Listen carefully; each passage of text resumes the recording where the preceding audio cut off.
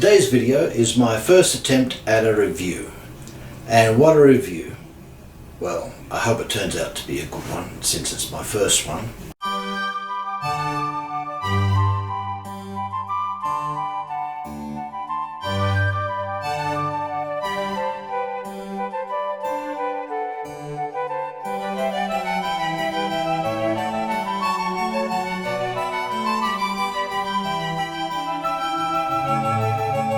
Hello my fellow bibliophiles.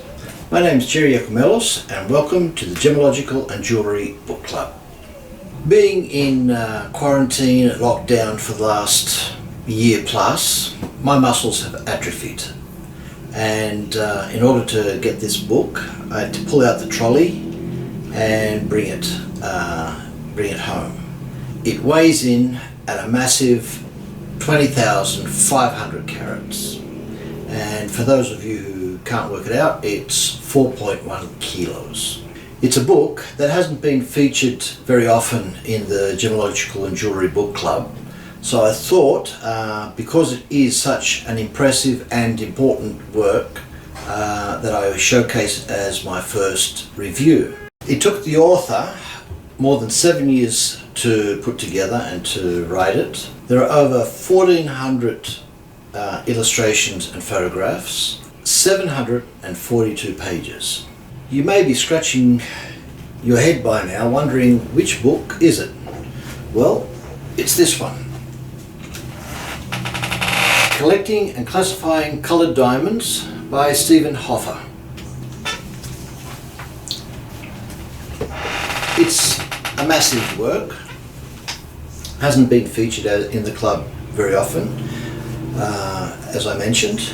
As a side note as to how I came about getting this book, I was in a diamond dealer's office, a friend of mine, and we were working on a deal for fancy pink diamonds, and I saw the book on his desk and I said, oh, I like that book. Picked it up, flipping through the pages, I got really excited and my mania for books overtook me, and I happened to tell him I'll take the book as my fee. In actual fact, I didn't think the deal would go through, so it was sort of like tongue-in-cheek, I suppose.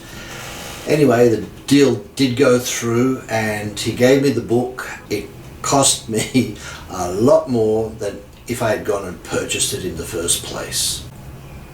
I'm not going to get into a really in-depth review of the book because there is absolutely so much in it.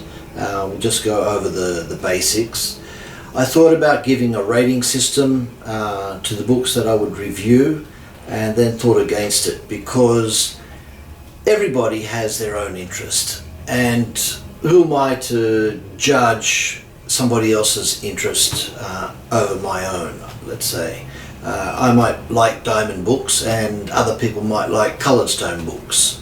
So I give high marks for a diamond book and low marks for a coloured stone book, so I didn't think it was appropriate. If I see anything that I don't like in particular, I will give my honest opinion, and that's all it will be, just an honest opinion, and you can take it from there. Okay, now let's open this bad boy and take a much closer look at it. Okay, first off, let's have a look at the cover. Personally, I think it's an absolutely beautiful cover, very simple and very elegant, and just makes the whole book come together and inviting.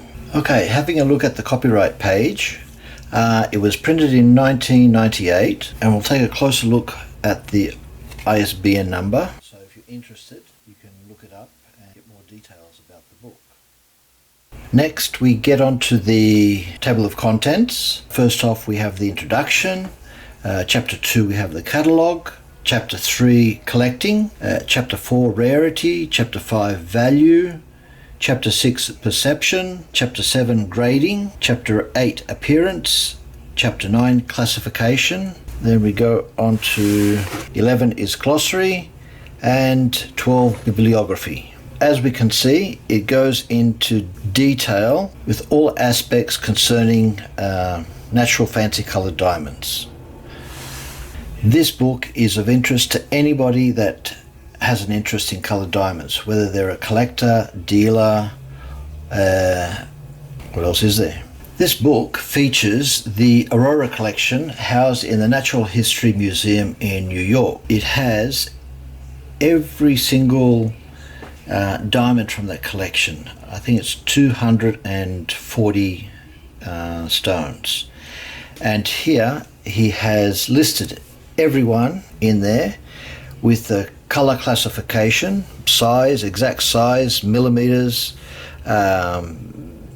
everything. And you might notice, I'll zoom in, here he gives the details, the exact details of that particular stone in the collection, with the weight, the size, shape, the common name, and the hue, lightness and saturation. Now, the common name, I don't know if many people know this, they tried to assign these names that everybody knows. For example, chocolate. This one is banana. Basically, in my opinion, I don't agree with this sort of colour naming because it's not very precise, and what your idea of chocolate is and what my idea of chocolate is maybe two different things as well. But it's all subjective, and I suppose it's a way of starting. And he lists every single diamond here in the beginning. So as we can see,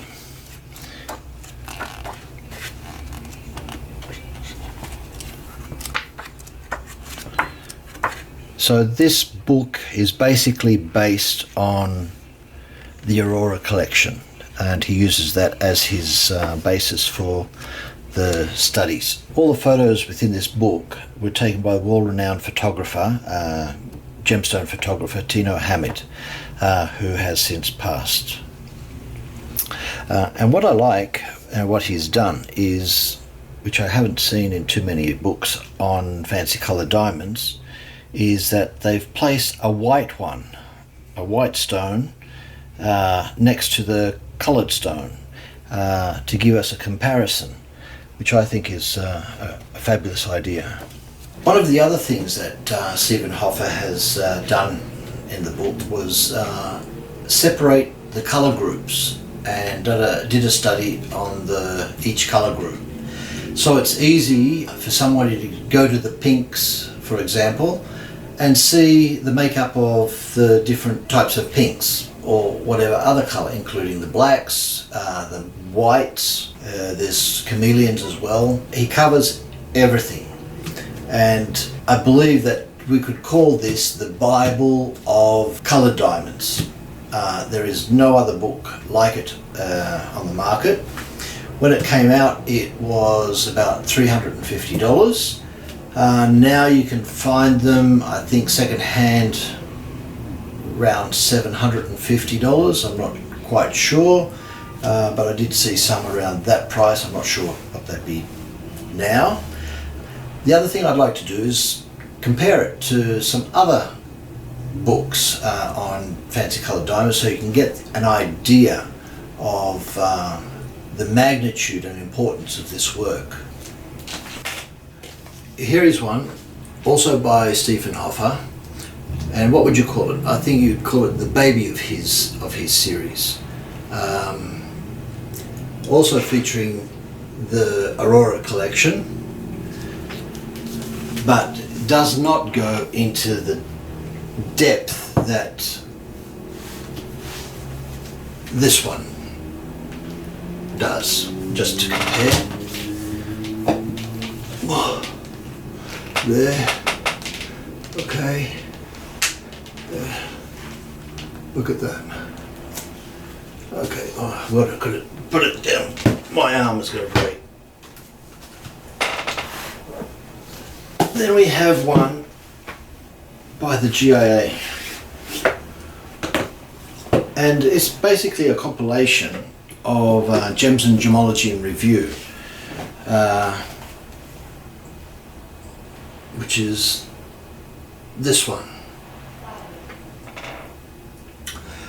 Now, Also very good good work to have in your library as a reference. Very goes into some technical aspects as well. But it goes a bit over the place. For example, it might specialize on the Hope diamond, for example, you know. It's a study on the Hope, which is interesting. Also on fancy coloured diamonds, which it is. No, it's a good book. There's also another one which I forgot to bring. Nowhere near as impressive as collecting and classifying coloured diamonds. Has a slipcase. I think I showed it in a previous video. That's all for now. That's all I can think of. I'm sure I've forgotten lots of things for this review. And if you have any comments, I'd really like to hear them to make it better. Also, please leave them below. Please subscribe if you can. Press the Pollux Verses, and I look forward to seeing you soon. Happy reading and collecting.